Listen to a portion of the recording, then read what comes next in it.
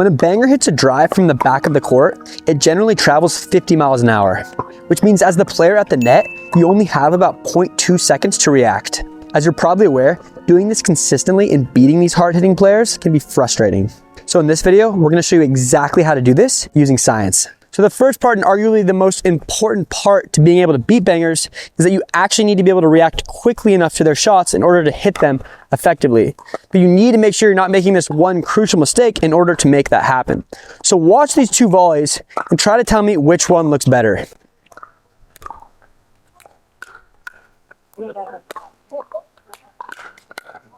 If you said the second one looked better, you're correct. And the difference there was I had a better ready position. So when I have a poor ready position, if my paddle's hanging down here and the banger is about to hit the drive super hard, it can take me 2 to 3 times as long to get my paddle from here to the hitting position. So as you just saw, it takes 0.2 seconds for the ball to get to me. So any extra time that it takes me to get the paddle into position is going to mess me up. So ideally, when you're waiting for a banger, any player to hit a drive and you're up here at the kitchen, you want to have a good ready position. But what is a good ready position? So as I just mentioned, the first part of that is you want to have your paddle around the height of the net. So it doesn't need to be super high. You want it to be right around the height of the net, because if you're hitting a drive from the back of the court, you're usually aiming right above the net. So from here, I don't need to move my paddle up or down to respond to a drive. You also don't want to be ready with your feet. So if I'm running in and Drew's about to hit a drive at me and I'm not collected with my feet, if I have to move side to side at all, it's going to be really hard for me to do that while staying on balance. So before a player that's going to hit hard is going to hit their drive, you want to have this wide base so that you can lean in either direction to respond to their power. So that's super important. It's not just your arms that make a good ready position, it's also your legs. So as you can see there, I have a wide base, I have bent knees, and my arms are out in front.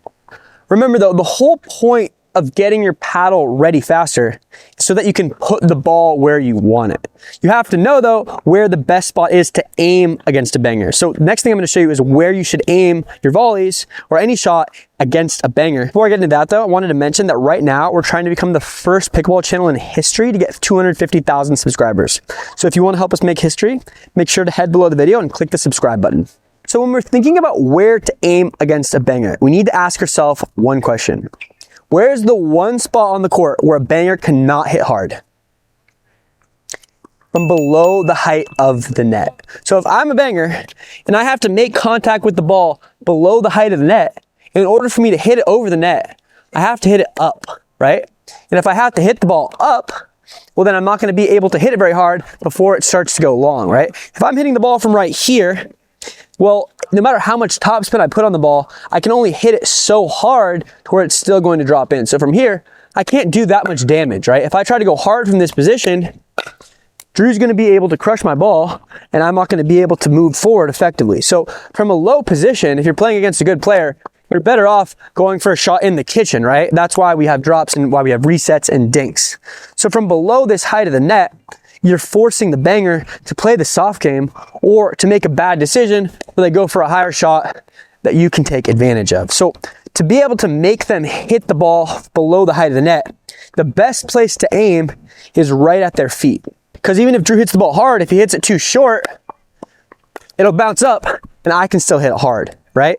And if he hits it hard and I'm in this area and it's going deep, well, I can still take that ball pretty high because I'm intercepting the trajectory. So the only spot that you can guarantee that they can't hit hard from is their feet. So when a banger is moving around the court, you have crosshairs in your mind looking right at their feet. So you're looking right at the depth of their feet, I should say. So it's actually okay to go at the depth of their feet, a little bit out to their sides too. So that's actually a little bit better because as you'll see from there, it's really hard for me to hit an effective shot because not only is it coming low, but I also need to move to get into position. I'm sure you've hit that shot in your games. It's really hard. And if you're playing against good players, they'll get you in those kinds of situations as much as they possibly can. So as the banger is moving around the court, you have the crosshairs at the depth of their feet because you want to force them to hit that ball up because then they can't hit hard. Another important thing to note is that when you're aiming for their feet, you want to hit low penetrating volleys like that. What you don't want to do is hit floaty volleys, because even if they're going at their feet, they're slow enough to where your banger opponent can move in and intercept them out of the air. So you don't want it to look like this. And there's one really critical mistake that if you're making can prevent you from being able to hit low penetrating volleys. And I'm going to cover that, but before that, I want to show you a drill that you can use to increase your reaction time.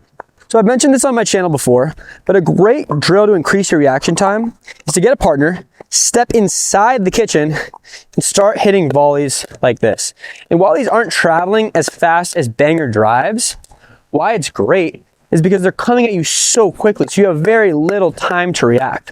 And if you want to get better at reaction time is actually one of the easiest things to improve in pickleball. So you might just feel like you have slow reaction time and that's why you can't beat bangers. But in reality, reaction time is something that you can improve, just like building a muscle by lifting weights.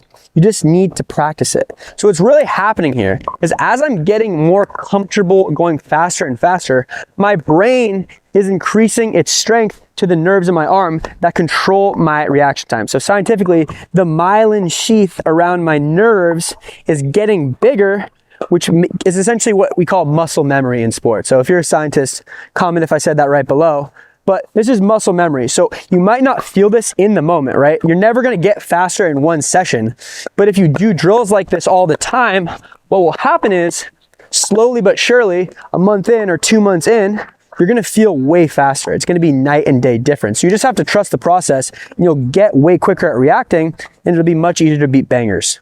So because of this and because it's so effective at increasing your reaction time, that's why we made the product, the Dinkmaster Pro. So the Dinkmaster, but specifically this side of the Dinkmaster, the Speedmaster, is designed for hand speed training at home. So you can actually get better with your reaction time at home using one of these. And where I got the idea for this was my tennis days. So back when I was a tennis player, way back when, I used to go on a wall before my doubles matches and I would warm up my reaction time by volleying against a wall. So as you know now, going faster and faster is a great way to increase that myelin sheath around your nerves and increase your muscle memory. And why the wall is so good to do that is because when I'm volleying 7 feet away from a wall or a kitchen's distance away from a wall, it's actually coming back at me faster because it's closer than my opponent. So I have even less time to react than I do when I'm playing in a real game.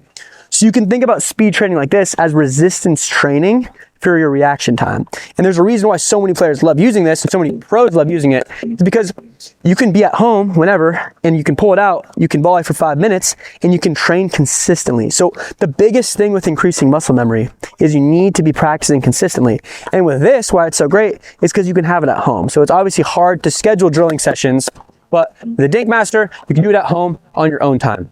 And if you want a little discount on this, use code REACTIONS for $20 off at checkout. But back to the crucial mistake I was talking about earlier that can mess up where you're aiming. So regardless of how fast you react, if you miss the center of your paddle, right? So if I don't contact the ball on the sweet spot of my paddle, I can float the ball up or I might end up hitting the ball in the net. Because what happens is when the ball misses the center of the paddle, it slightly twists the paddle in your hand, right? This happens with every paddle, no matter how high quality your paddle is. If I miss the center, it'll twist the paddle in my hand. And as you can see here, if it twists up, it might become a floatier shot. So it's not going to be going at that line drive angle anymore. It might be going a little bit up and it's also going to lose speed. So it becomes a little floaty, easy shot that your opponents can get and hit very hard. The other thing that can happen is it hits the bottom part of your paddle. There, it might just fall into the net. So when they're hitting hard at you, you need to be reacting quickly, but you also need to be hyper fixated on making the ball hit the center of your paddle. Because when someone hits the ball hard at you, it actually makes your sweet spot smaller. And what do I mean by that? Well, if I'm hitting a dink, the ball's not traveling very fast. So if we're in a dink rally, it's not coming at me very fast. So the ball, when it hits the paddle, doesn't have that much force on twisting my paddle, right? But when there's a drive coming at me at a higher velocity, it essentially shrinks your sweet spot because an off-center hit here is going to have a way bigger effect on the paddle's rotation. So scientifically, when you're responding to a drive, you actually have a smaller sweet spot because of the fact the velocity is higher and it's going to mess up the angle of your paddle more if it doesn't hit that dead center. Aside from just trying to make the ball hit your paddle, there's two things you can do to make your sweet spot a little bit bigger. And the first is actually a little less obvious, and it's that when your opponent hits the ball hard at you and you're trying to hit a low penetrating volley back, you want to have a firm grip on your paddle. So as you can see, when I'm responding to power, I have a firm grip, and that lets me hit the ball hard, and it doesn't let the paddle shake as much. So usually in pickleball, you want to have a loose grip, right? On your serve, on your forehand drive, on a dink. Because on this shot specifically, it's better to have a firm wrist because it prevents the paddle from shaking. So you'll actually feel like your sweet spot is bigger just by squeezing the paddle tighter. The other thing you can do is you can add some weight to the side of your paddle. And what this does is it increases the twist weight. So all the twist weight is how hard it is to rotate your paddle on a vertical axis like this. So when the twist weight is higher, it's harder to twist the paddle.